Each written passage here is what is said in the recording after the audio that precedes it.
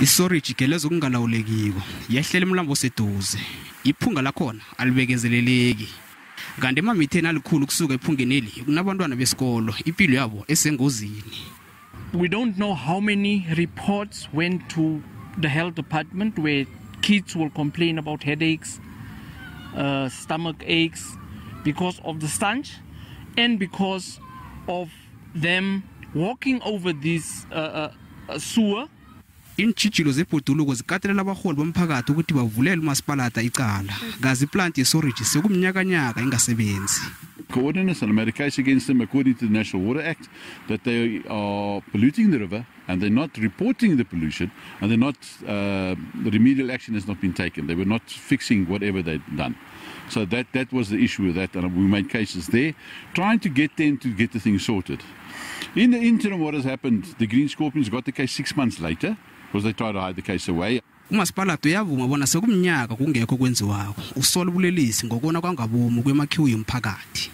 Singumasipala kune budget ya 50 million lesi sibeke aside go addressa lenkinga ye sewer spillages and nokulungisa le waste treatment plant yethu le into enda ukuthi sikhone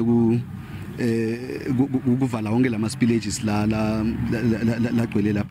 Imacala nathwese wona uMatsi angahlawuliswa imake efika engidini ezili-10 zamarandi namkha iminyaka eli-10 emaseleni. Icala lesithiliswele ngomhla ka-13 kumgongweni.